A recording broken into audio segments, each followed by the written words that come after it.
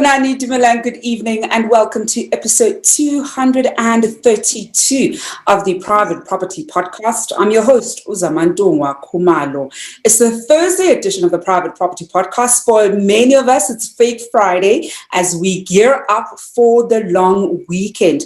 And I do hope that you're all going to be staying safe, of course, during this long weekend, as many of us are very likely going to be spending times with some friends and family. Remember to, stay wearing your mask, sanitizing, and making sure that you keep each other as safe as possible. Well, going on to property matters this Thursday evening, we are quite excited. Well, I'm quite excited about, my conversation with this evening's guest. It's somebody that we've had on the show before. I was just saying to him off air that it's the first time that we're speaking this year, so it promises to be a great conversation.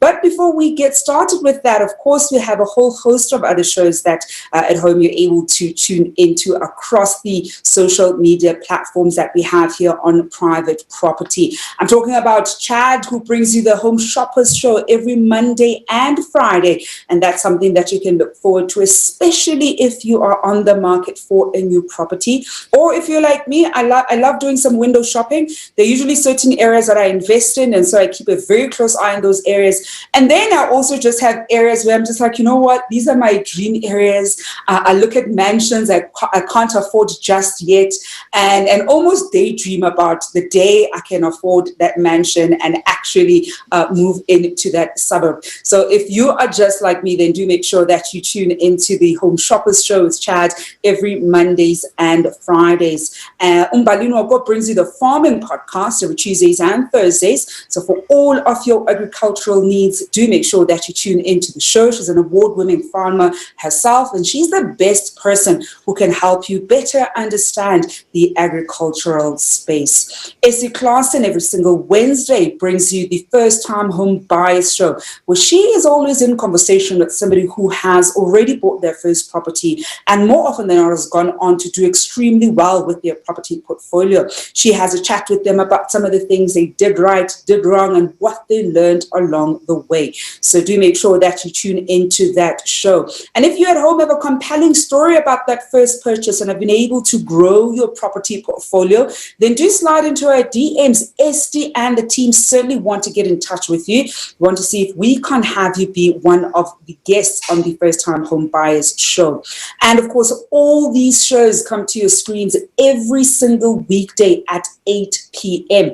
And those are some of the programs that you can look forward to across our social media platforms. Now, something else that you can get on your screens, of course, is the Sherlock Holmes competition that we have been running for the past 11 weeks. So next week is going to be the last week of the competition.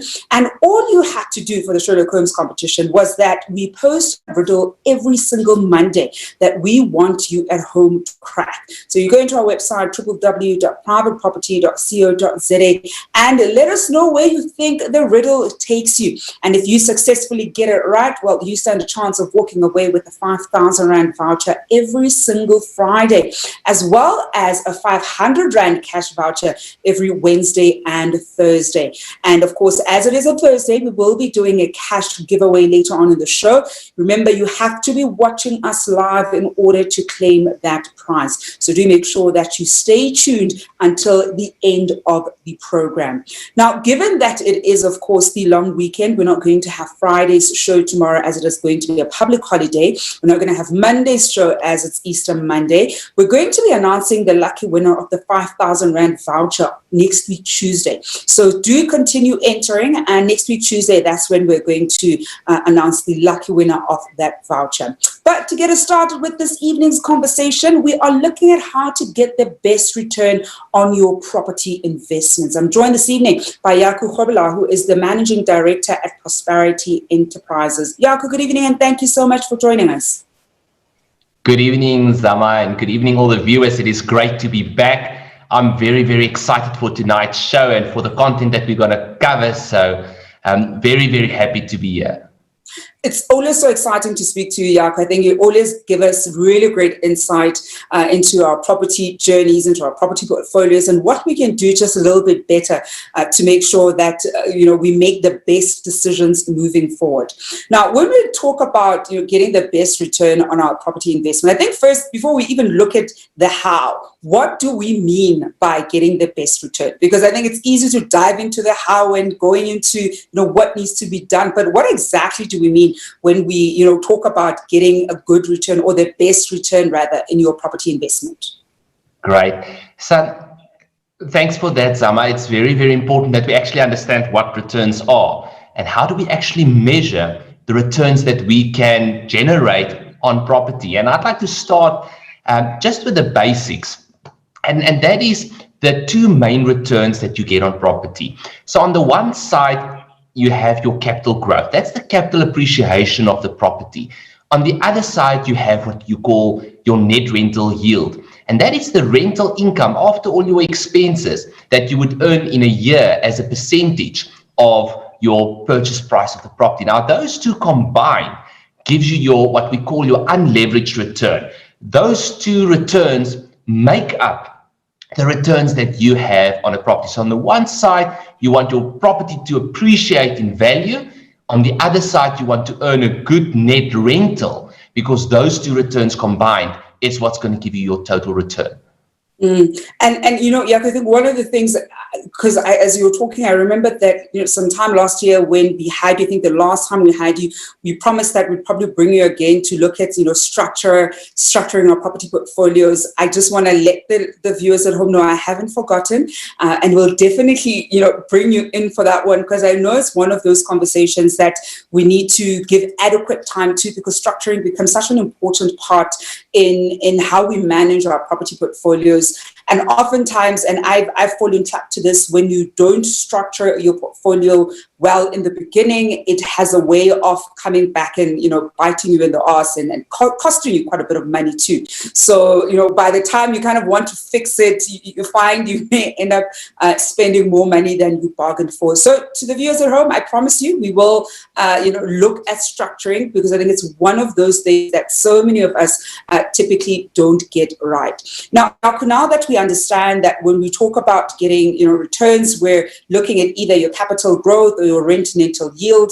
And there are different ways, obviously, that these are calculated and measured, and depending on what your appetite is. I know different people will say, if they look at their rental yield, for example, they say they don't want a property investment that won't give them at the very minimum double-digit yields, and different people sort of have their own sweet spot number, and that's probably something we'll get into when we look at a different conversation, perhaps even around structuring. But now that we understand what we mean by property, about returns on our property investments, how do we then start making sure that we are working towards getting those returns? Because as I can imagine, Jaco, they're probably different or relatively different strategies if, let's say, you're looking at capital growth, and of course, if you're looking at your net rental yield. So how do we then look at how we can get those good returns?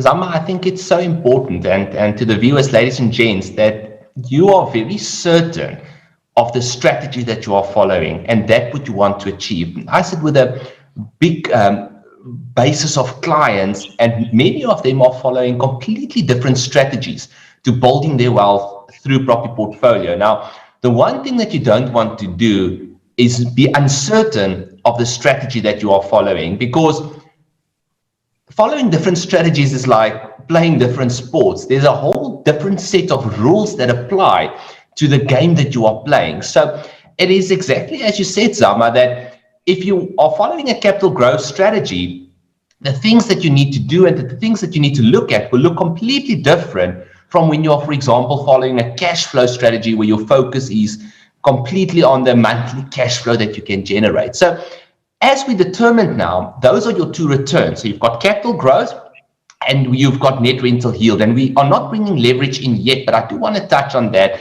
in a while, because that's a third dimension or a third element that we can bring in when it comes to the returns that you can generate. Now, if you are following a capital growth strategy, The how is easy and it's difficult.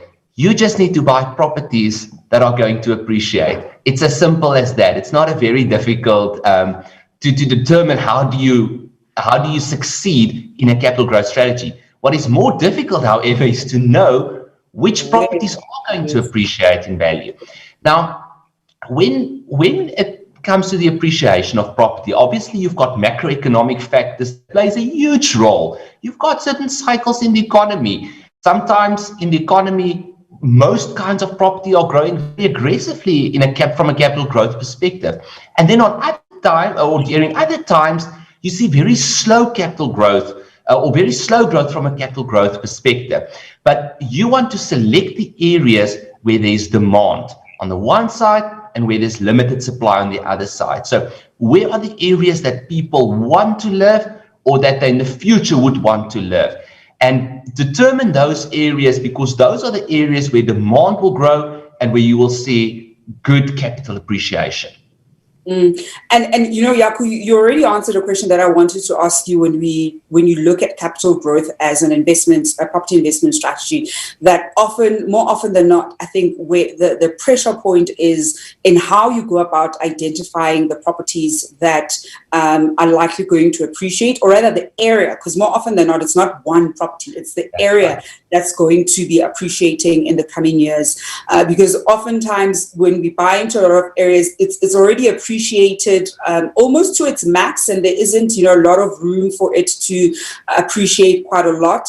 And in some areas that may look promising, you find that you buy there, and perhaps 2-3 years down the line, it either doesn't appreciate or the value of that area sort of goes down a little bit. Perhaps, Jaco, when it comes to choosing the right area, any tips for viewers at home? Because as you said, you want to look at both micro and macroeconomic issues. I mean, I literally wrote a whole, a whole report on this. The various mechanisms you're able to use to, tell, or not even tell, because I think it's one of those things that if you know which tools to use, you're able to, run your numbers adequately, do the adequate research, look at for example, population growth in the area, look at the drivers in that particular area, and you're able to tell whether or not that area is going to appreciate or not. However, as you and I both know, Jaco, not everybody has, the expertise to do that, the time to do that, the resources or the know-how.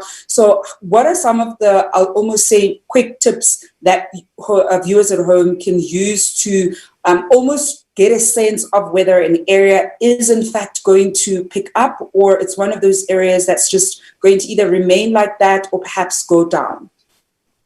I think it's very important. Like you said, there's all these analytical tools that you can apply and all these complicated ways that you can determine or predict where potential capital growth will be. But go back to the basics. Like we said, prices are determined by supply and demand. So where is demand? Where do people work? Where do people need to be? And COVID has changed a lot of that. So that's also something that we need to take into consideration. But where do people want to live?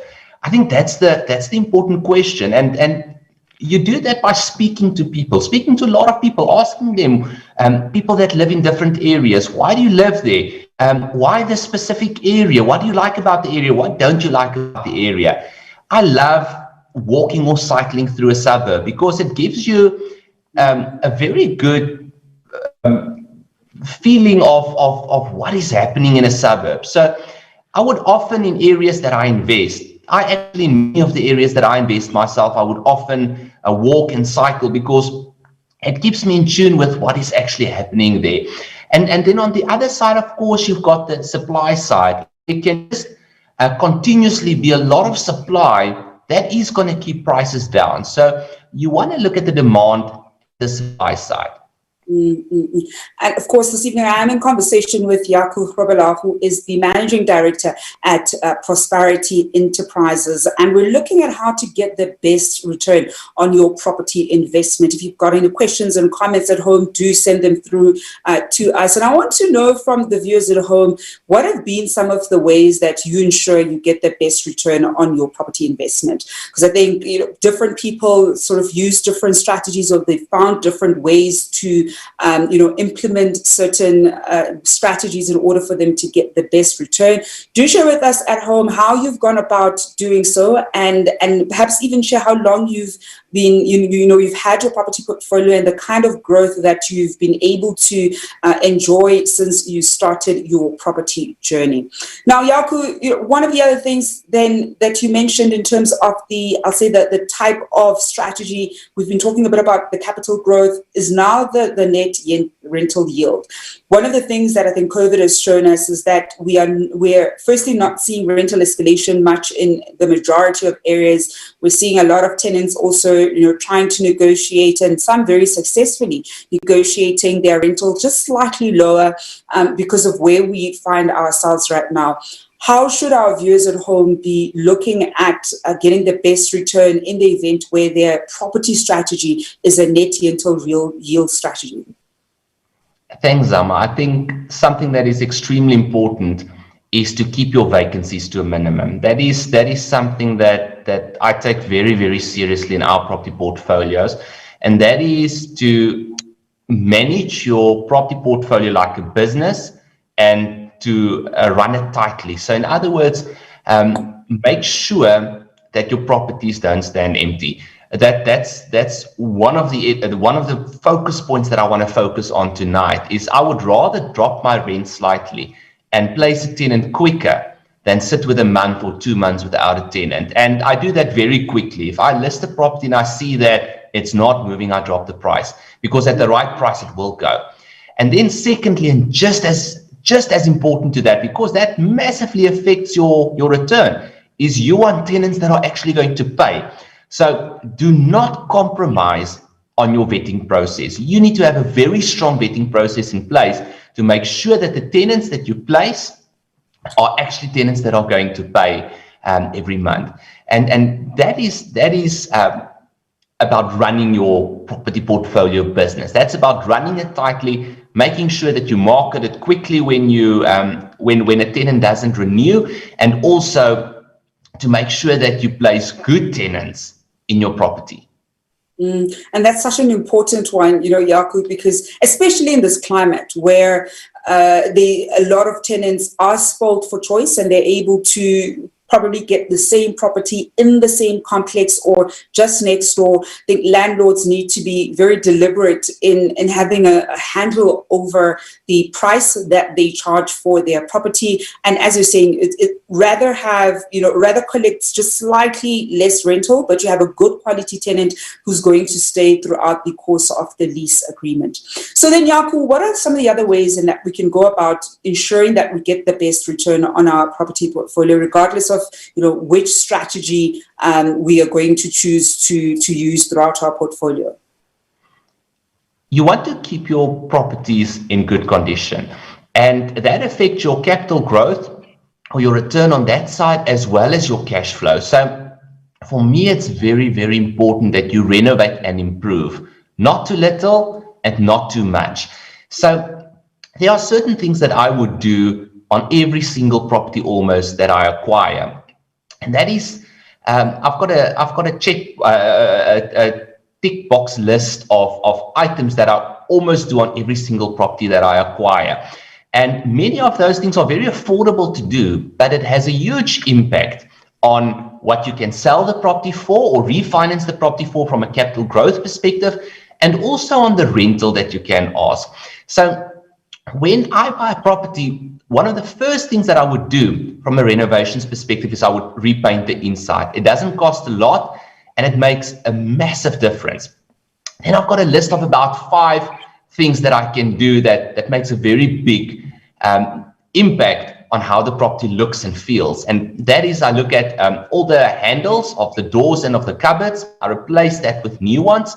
all the light switches and the electrical sockets, I replaced that with new ones that look fresh and modern.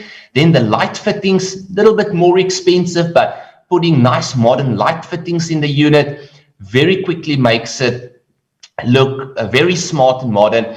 And then if I have a little bit of extra capital, I would, for example, take out the carpets and tile it, and make sure that is also covered. So all of those things, it doesn't need to cost you a lot. On an apartment, I would often spend about, let's say, 10 to 15,000 Rand. And with that, you can cover a lot of the things that I touched on now, that will both on your rental side as well as on your capital growth side, or the return that you can get from refinancing or flipping or selling. On both sides can have a positive effect for you.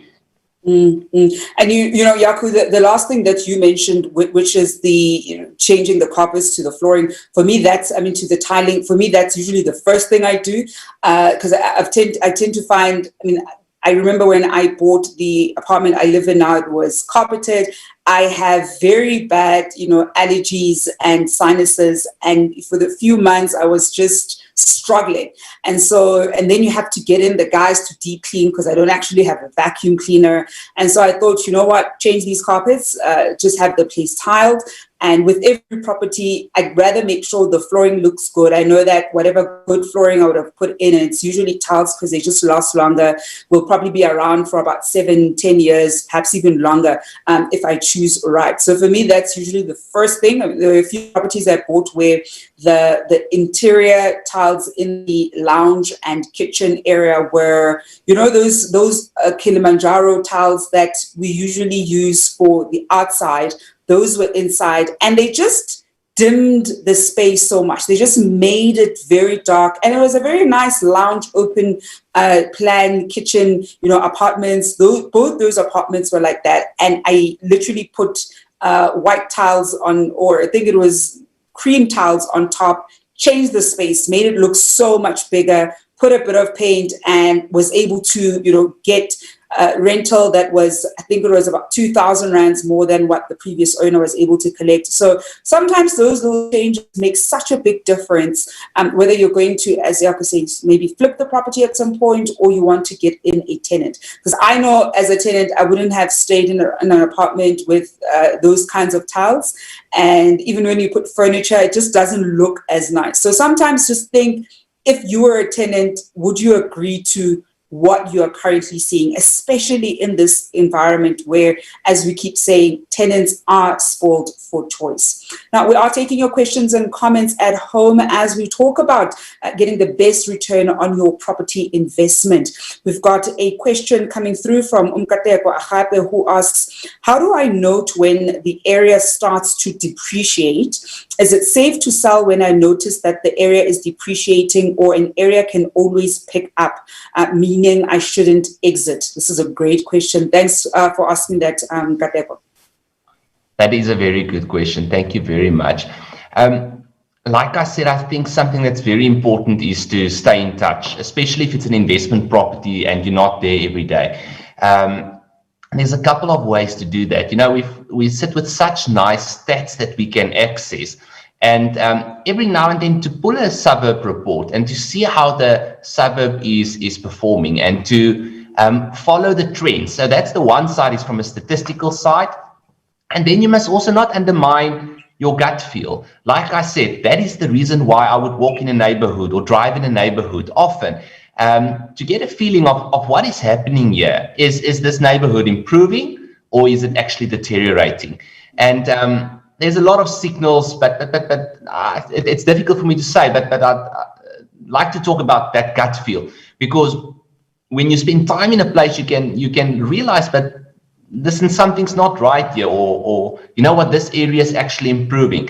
And then it's also important, again, to look at your strategy. So if it's a capital growth strategy, it's very important for you to follow that trend. A lot of my clients follow a cash flow strategy where they don't really care much about, how the capital growth or the area is doing, as long as they can get good cash flow and good rentals from the properties that they have in that area. More of your questions and comments at home. We've got a question here from K Mo Kemele, who says, I absolutely love the comment and the questions that he actually posed. So he says, I have 3 properties in middle income bracket and their rental covers all the costs from the date of registration.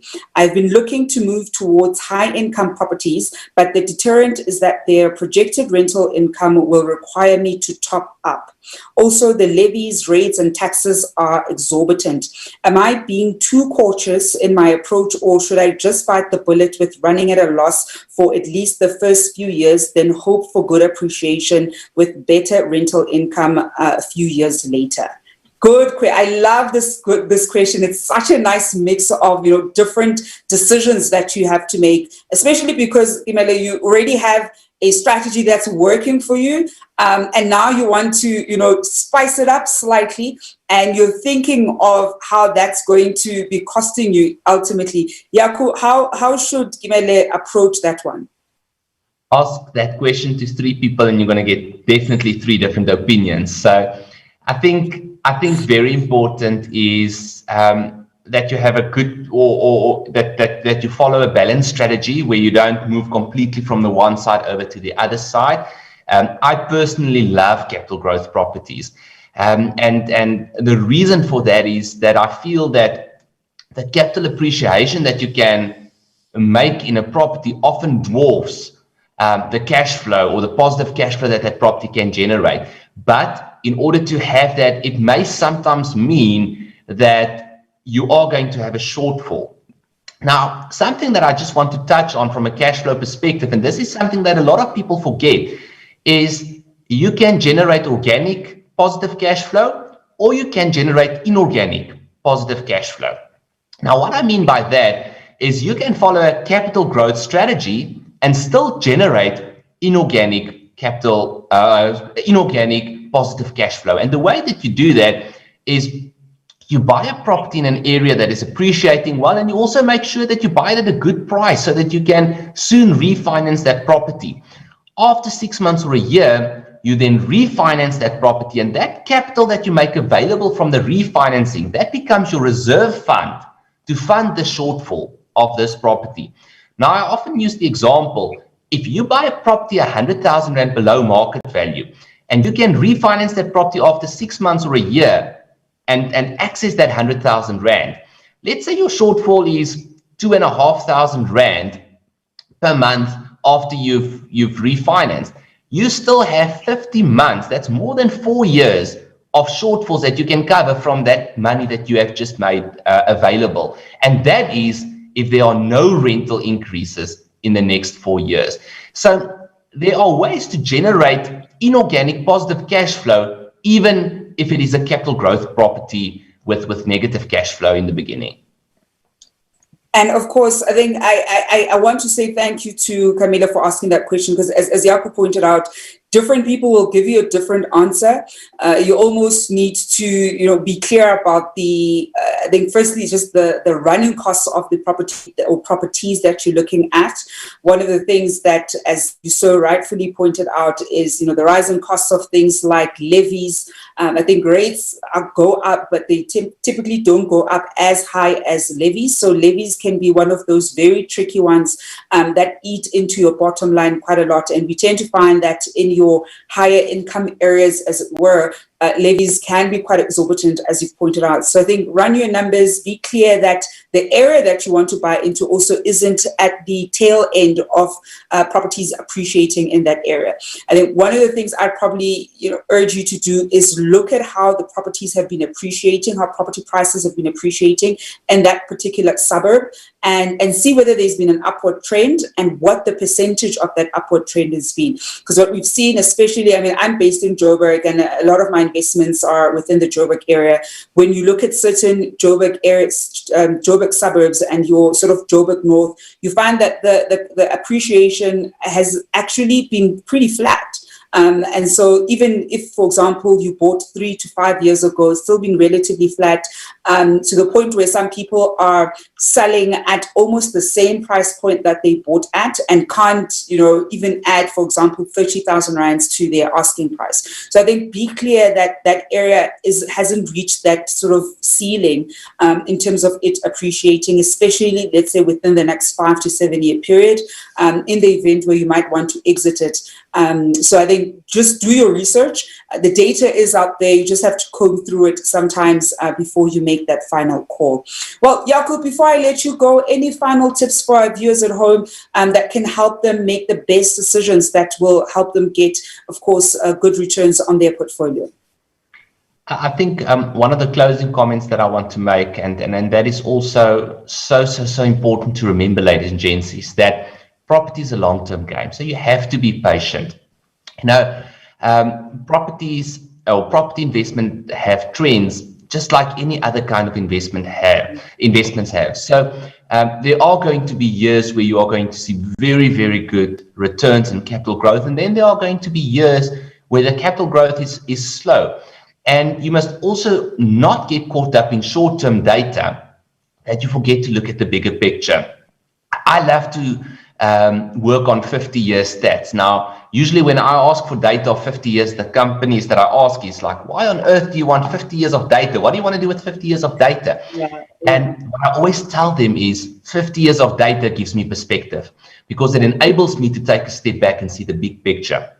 For example, do you know that in the last 50 years, if you take any 20-year of consecutive years over the last 50 years, your average capital growth on property, the lowest that it will get is just below of 10%. Can you imagine that? So, and that's year-on-year average capital growth of 10%. I mean, we're not even seeing close to that now, but it shows you how much appreciation there has been in property over the last 50 years. Now we are sitting with almost 10 years of very slow growth, very low appreciation or very little appreciation on properties, and people get caught up in that and they think that it's going to look like that for always. Often when things have been a certain way for a long time, at some point there needs to be a correction. Not always, but often. Which means that a lot of years of very low growth at some point could be followed by much more aggressive growth. So you need to be patient as well. And again, that brings you back to the strategy that you are following, because the strategy that I'm following is a 30, 40-year strategy. So the way that I'm investing in property is going to look completely different from somebody that's only thinking of the next 5 years. So you need to keep that in mind, and that's why it's so nice. What Zama said when we started tonight as well is you need to know what your strategy is. You need to know what it is that you want to achieve through your property portfolio, and then to be patient in what you in the investments that you make. Well, Jaco, we're going to leave it there this evening. Thank you so much for joining us on the show. Thank you very much.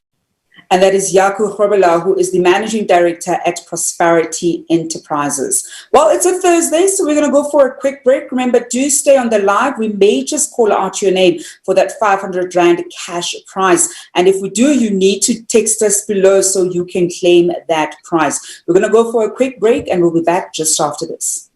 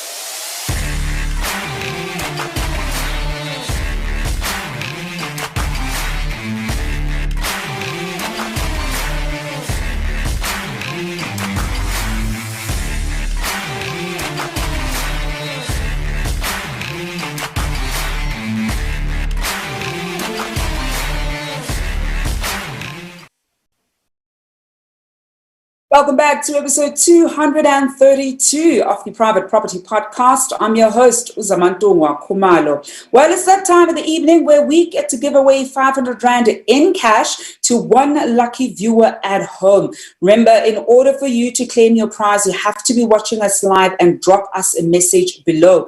And the potential lucky winner of the 500 Rand cash prize this evening goes to Uzinhle Nkosi. Zinhle Nkosi, you are the potential winner of the 500 Rand cash prize. I'm going to give Zinhle Nkosi a minute or so to drop us a message down here below. Now, remember, if you want to be just like Zinhle Nkosi, all you have to do is to enter our Sherlock Holmes competition on our website. And every single week, we share a clue that we want you to crack. And if you successfully crack it, of course, you stand a chance of walking away with the weekly 5,000 Rand voucher that we give out every single Friday. And because we love making the winners circle bigger and bigger, we also give away a 500 Rand cash prize every Wednesday and Thursday. And as you know, the only way to claim that 500 Rand cash prize is you have to be watching us live. So Zinhle Nkosi, we're going to give her a moment. I'm going to wait for my colleague to let me know whether Zinhle is in the live or not. And in the event where she's not in the live, we're going to move on to the next person who will potentially walk away with that cash prize. Now, remember, because we're having a long weekend, we're going to be away tomorrow as well as on Monday. We'll only be announcing the lucky winner of the 5,000 Rand voucher next week, Tuesday. So do continue entering the competition this long weekend, and the lucky winner we're going to announce on Tuesday. I'm just waiting to hear from my colleague here to see whether Zinhle is in or not. And in the event where she's not, then we're moving on to the next person for that 500 Rand cash prize. And of course, one of the other things that you can look forward to this long weekend is on our website. You can certainly catch up on, certainly not on our website, on our social media platforms. You're able to catch up on the great episodes that we've had, not just here on the Private Property Podcast with myself, Uzamantungwa Khumalo, but the other whole host of shows that we've already had. Now, I hear Zinhle, unfortunately, is not watching us live. Well, the other potential winner then is Evelyn Ramatsoma.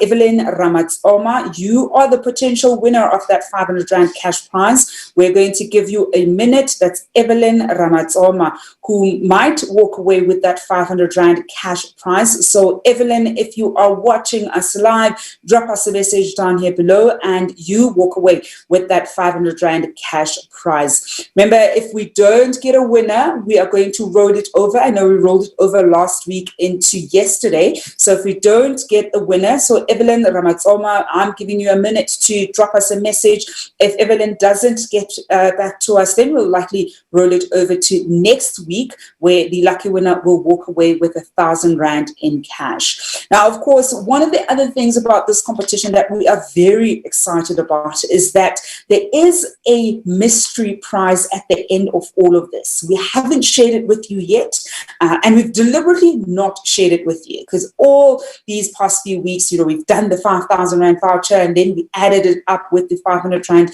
cash prize. And so we're certainly getting ready also then for the era of the I'll call it the grand prize, the mystery grand prize. Well, Uluyanda, my colleague, has let me know that unfortunately Evelyn Ramatsoma is also not on the live. That means next week we're going to roll it over to 1,000 Rands. And so whoever is going to be winning next week, Wednesday, is going to walk away with 1,000 Rands. Well, we're going to leave it there this evening. Remember, if you enter the Sherlock Holmes competition, you want to stay until the end of the live every Wednesday and Thursday so that you can claim that cash prize. Well, that's it from me, Zamantungwa Khumalo, and the rest of the Private Property Podcast team. It certainly has been a pleasure to be with you this evening. We are, of course, away tomorrow and Monday, so we're back on your screens at 7 o'clock on Tuesday evening, where we're not only going to bring you a great episode of the podcast, but also, of course, announcing who that lucky winner of the 5,000 Rand voucher is. Until Tuesday, hoping you're going to stay home, stay safe, and have a great Easter weekend with your family.